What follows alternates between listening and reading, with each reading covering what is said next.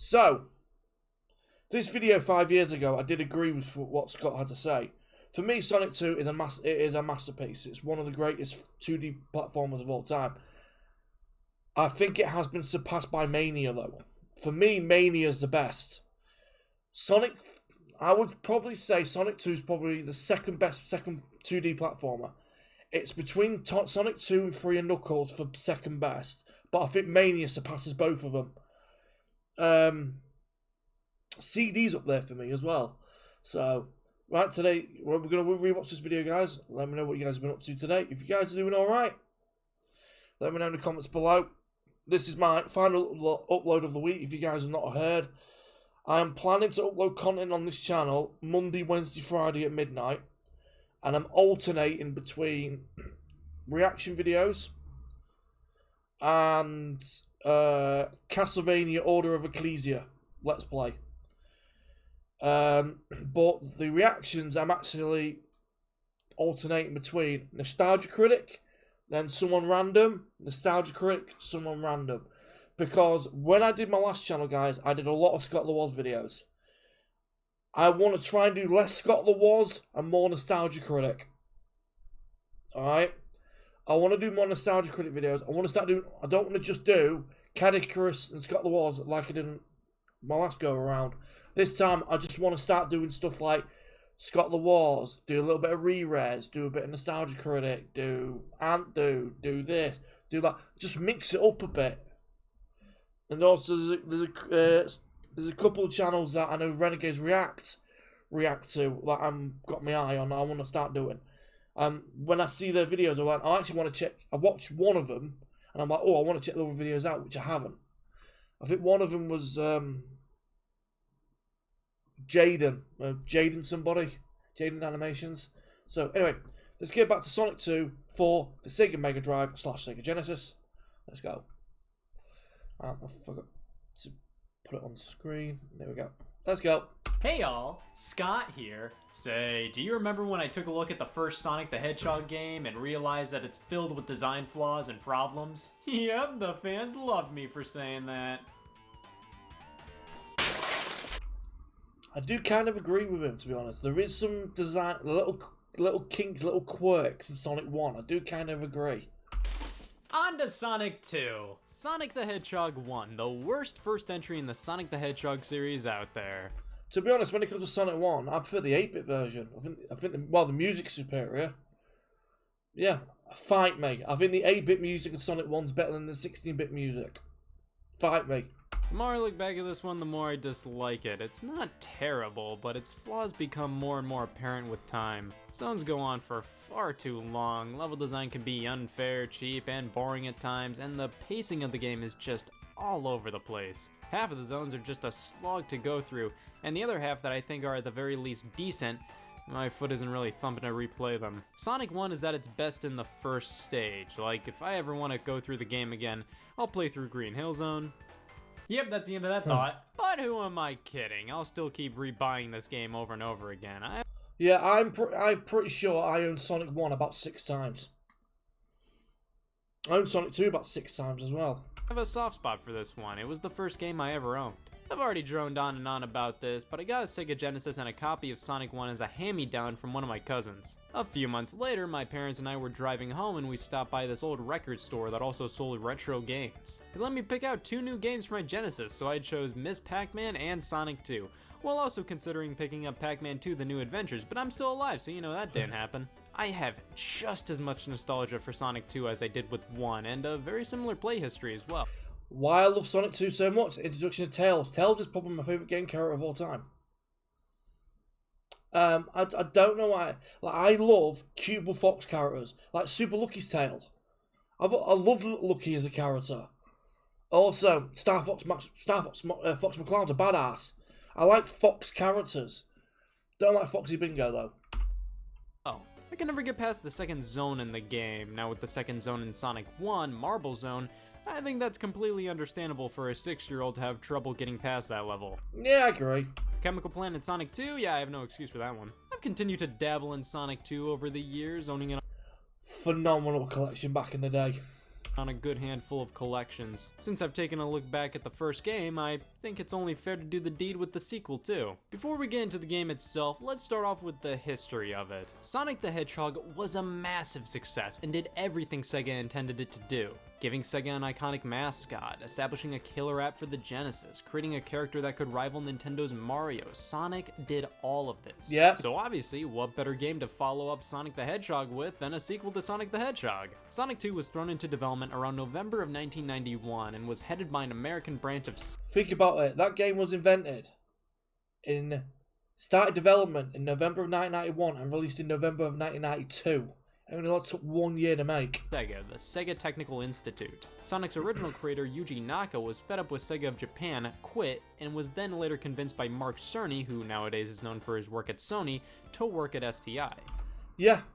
So literally the guy created the PlayStation was basic at the time was working for Sega. So Yuji Naka quit Sega to work for Sega. Various other Japanese Sega employees moved to America to help develop the game, which led to some communication difficulties due to, different languages. Yeah. While Sonic 2 had a year development time until it released, a treasure trove of levels were cut from the final game, some never leaving the concept stage, some programmed into the game yet never completed.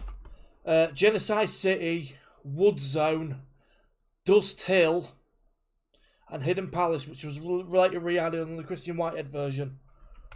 The most famous of the bunch has to be Hidden Palace Zone, which could be accessed through cheat devices, albeit in a state where you wouldn't trust it in a dark alley. Other cut stages include Wood Zone, Dust Hill Zone, and Genocide City Zone. No wonder Sega said Nintendo's for pussies. The game launched on November 24th, 1992, a day Sega called Sonic Tuesday. This was actually a fairly substantial deal in I am not kidding you guys, I've got chills. I've legitimately got chills when that music started playing.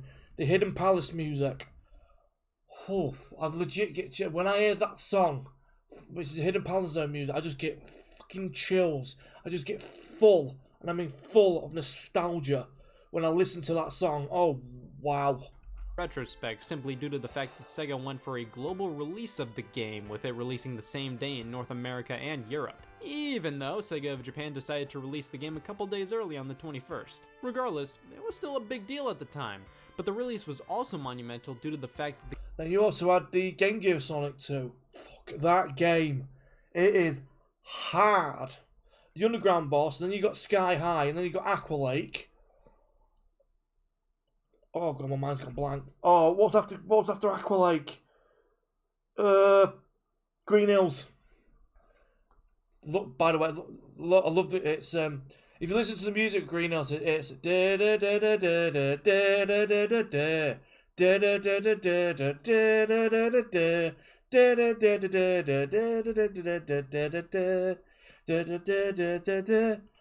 That was the Green Hills music from the Game Gear version anyway. The game released on a Tuesday. This inspired other publishers to do the same, which is why most video games since have released on a contender for the top 7 days of the week list I'm working on. Now, yeah, a game being released on a Tuesday, Sonic basically pioneered it. One of my thoughts, and I will say this, Sonic the Hedgehog 2 is my favorite sequel to Sonic the Hedgehog. The intro is eerily similar to the first game, the same Sega startup sound, except now appearing after 2 consecutive slow the f downs. Title screen has the same music as the first game, the same winged metal, the same logo, but now with a new background, less sass, and somebody new to haze. The new face in town is Miles Prower, or as sensible people call him, Tails. Having 2 tails that allow him to fly, he tags alongside you in the game, but doesn't add a whole lot other than, damn it! To be fair, he can kill some enemies, grab some rings, and his addition makes the overall journey feel more fun, like you're doing it all with a pal. In fact, you can actually play with a pal, as Tails can be controlled by a second player, albeit with less functionality than Sonic and infinite lives. There's also a full... Scott, can you stop that music, man? Just get absolute chills from the Hidden Palace music. Oh, I just get full of nostalgia. This game, guys, was released over 32 years ago. I was 2.5 when this came out. I was what my son is now when this was released. How old my little boy is now is how old I was when this came out. Competitive 2-player split screen mode for a few select levels, which Well, it could have been worse. However, Tails and multiplayer are just the beginning of what Sonic 2 introduces. Sonic 2 still plays almost identically to the first game though. You play as this and try to make your way there. Yeah. Collecting rings, which still act as your health bar fundamentally, defeating enemies by hitting them in your ball state, and having Down. Yeah, by the way, if you want to know what my favourite song is on Sonic 2, like all of them, it's Metropolis. the same power-ups, this is definitely a Sonic as a Hilltop a close second, then probably Mystic Cave. Top 3. Let me know your top 3 Sonic 2 songs in the comments below. Hedgehog can get. But now, things are way faster. Like, Sonic 1 was faster than your average platformer at the time. Sonic 2 says, this guy right? And just obliterates it. Like, Sonic gives a hearty f*** this screen because sometimes it can't even keep up with him. It's insane. Now the increased speed is partly due to a new move you can perform, the spin dash. Crouch down, exclaim death to thumbs, and haha! An instant burst of speed. This is such an awesome addition. It definitely helps with Sonic's level design, as many slopes you have to traverse require you to be at a relatively high speed. So instead of walking all the way over here, start running and maintaining top speed to get higher, you can just... In Sonic 1, if you had 50 plus rings by the end of Act 1 or 2 of a zone, you had a chance to hop into a big ring for a shot at a special stage. If you can survive a migraine, you can survive this and win one of 6 Chaos Emeralds, which if you collect all of them, you got a nice pat on the back in the form of flowers in the ending. Oh, come on. Yeah, then they added a 7th Chaos Emerald, which you guys don't know is a cyan one, which is a sky blue one, to make it 7. Sonic 2 has a bit of a different format to its special stages. If you have 50 rings by the time you cross a checkpoint, stars appear, and you know what that means. Turn January into January, with new deals added Go away, Curries. every week, like saving £300 on this Hisense 55-inch U7NT. Now this is something to write home about.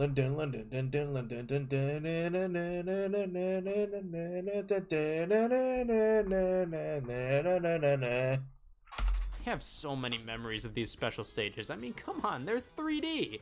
That's cool. Nowadays, I dread playing these things, but hey, compared to the other games at the time and the special stages in Sonic 1, these things were impressive. They were something to put on the fridge. Now, of course, disregarding the 3D aspect of these stages that made them the talk of the town, these blow. They require so much memorization. The fake 3D makes the perspective difficult to judge at times, and fucking Tails. At least now you can get multiple Chaos Emeralds per stage with the multitude of checkpoints scattered about, so you can collect all of them fairly early on. There are now 7 emeralds to get, and nabbing them all nets you a one-way ticket to ultimate power. Supersonic. Basically, almost pure invincibility, as long as you still got rings. And that's what Sonic 2 introduced to the franchise, but do these things overall make the experience better?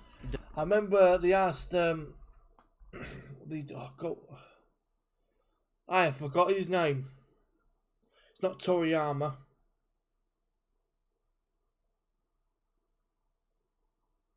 Takashi Iizuka. Oh, where'd you get Supersonic from? They've even admitted, yeah, we ripped off Dragon Ball Z. Does Sonic 2 completely trounce the... They literally admitted it. They literally admitted, oh yeah, we just ripped off Dragon Ball Z. And then you look at the Death Egg on this, it's just a rip-off from Star Wars. The original in every way?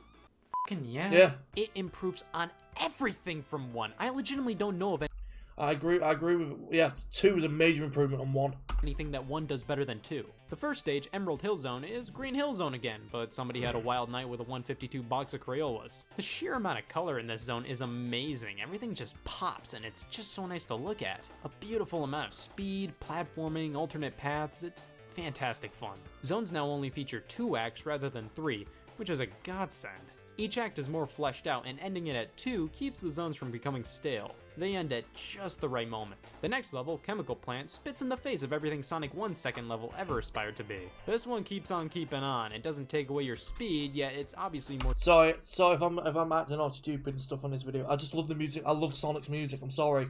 difficult than the first stage. Ladies and gentlemen, here we are at the section Scott couldn't get through as a kid. I never got to the boss back in the day, but now when I do, happy no floor day, everybody. Aquatic Ruin Zone is the third area and is naturally water-based. A skilled player can go through the entire stage without even touching the water. Mate. Well, that's one way to realize my worth. God, the water!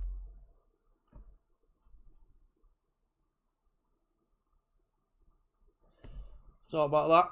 in this stage is dreadful. Just like in Sonic 1, you are so slow. Also, anybody else find the parallax scrolling in this stage to just be weird? Like, this just doesn't look right. Yeah, it's not. It's not quite. The parallax scrolling is a bit wrong. I agree. Casino Night Zone is the big debut of Sonic's favorite pastime, Debt. It's a really fun level, but nowhere near my favorite though. I feel it's a bit overrated even. It's just so much of the zone feels the same to me. We get a pinball section, these springs, the slot machine, repeat a few times until the act is over. Casino Night is still great fun, just not one of my favorites. Hilltop brings things back down to a more traditional Love Hilltop. feeling level. Nothing crazy interesting to be honest. Following that is Mystic Cave Zone, home to a pit that is just spikes that you can't escape from. This is on somebody's resume. Oil Ocean. Those spikes are now where Hidden Palace is now hidden on this Christian Right-head versions. Why you not released them, Sega? My cup of tea. I don't know, there's just something unappealing about this to me. I'm not a fan of plain Jane desert levels, and Oil Ocean invokes the feeling of them without being, you know, a desert level. It's hard to describe. Mudtropolis Zone, also known as... This isn't even the last zone, it's the last traditional zone, I guess, but it goes on for 3 acts, each longer than the last. This stage is filled to the brim with garbage. For example, this, that, and f***. These wall C stars are the worst. They shoot out projectiles if you get too close to them, and when you're going up these gear lift things, they always love to shoot them off, or sometimes not just for kicks. And with that, here's a Scott questions Sonic 2's game design moment. So you have to run on these gears to make them go up. The first time we're greeted to them, a thing of spikes are at the very top. The next time we have to deal with them, there are no spikes. Why is it more dangerous the first time? I know a thing or two about game design. I've watched 4 videos on YouTube Yeah, I agree. They should have swapped. Should have been the spikes the second time.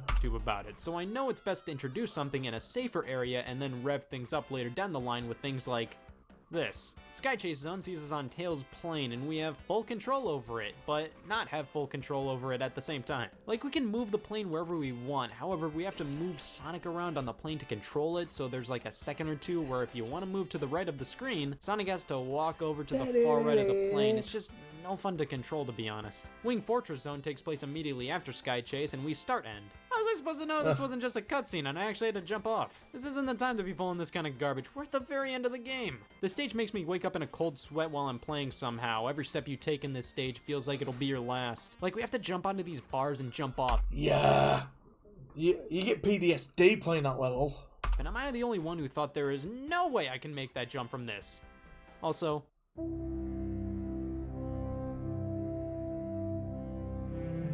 No thanks. What the hell? Alright, we go into space, the Death Egg Zone is all we have left, and there are no rings on this stage. I think this decision is why Sega Technical Institute doesn't make games anymore and probably just caters grad parties now. We have to deal with this silver robotic Sonic, which isn't super easy, but definitely doable. Well then... It's a pain in the ass. It's beatable, but you just gotta know what you're doing. Onto the Death Egg robot. This final boss is nerve-wracking. Not only did we have to survive the first phase, but we still have no rings. Whether you successfully hit the robot or it hits you... I'm gonna say this right now. When I was a kid, I still think it is now. This boss battle's epic. The Death Egg robot from Sonic 2 is epic. Just seems a little random sometimes. Like, the hit detection just seems wonky here. Alright, we save the day, blam credits. That's Sonic 2, and I know I ragged on it a bit there near the end, but don't take that as I dislike this game. My main problem gameplay-wise is that it does retain a fair amount of garbage from Sonic 1. You know, the traps that you can't really see coming, some trial and error, that kind of stuff. It's nowhere near as bad as 1, but it still has a good chunk of it from time to time. Like, this final boss is just a little too Sonic 1E for its own good. However, I'd say the pros easily outweigh the cons. Yeah, I agree. The level design can be so much fun. It's leagues faster. It looks so much better. The music. Oh, the music. This soundtrack is phenomenal. Every track is fantastic. I agree 100% again with you, Scott. The box art was always a favorite of mine. I don't know if it's actually objectively good or bad, but I still love it regardless. The game may have some issues, but the overall experience, in my opinion, is great. Sonic 2 is truly where the series started. It fixed loads of Sonic 1's problems, introduced a handful of series staples, and is just a fun game overall, which is all you really need. I own this game on so many different platforms. Much like the first game, I own that sucker on a freaky iPod Nano. Nowadays, honestly, it doesn't really matter what version of the game you play, except I will say the mobile phone version of Sonic 2 is by far the most definitive. It's in widescreen, you can play as Knuckles, they even made the Lost Stage Hidden Palace Zone playable. That's amazing! It's just a shame it's only on phones. Sega, do us all a favor and pop this version of Sonic 2 on consoles and PC, please and thank you. I agree. They need to re-release that. I reckon they might be. Oh, technically they have. It's Sonic Origins, isn't it? Yeah, Sonic 2 is really where the series started to get good in my opinion, and after seeing how it set the standard for video games released on a Tuesday, it made me want to do something just as monumental as that was. How about I'll go the rest of my life without verbs? From here on out, I will never use a verb. Damn it!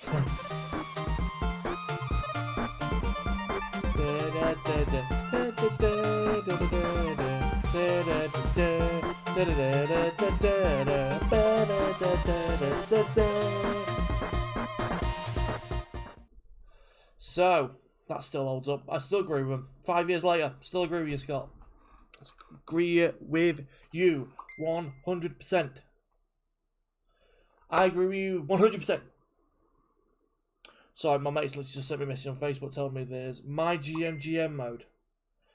My mate said, maybe you should do it for YouTube. Damn it. If you guys want to know, it's Bala, by the way. Bala's trying to get hold of me. So, hope you guys enjoyed this video. I do agree with Scott 100%, but I've got an announcement to make. I am, at some point, in the next couple of weeks, I'm going to do a live stream.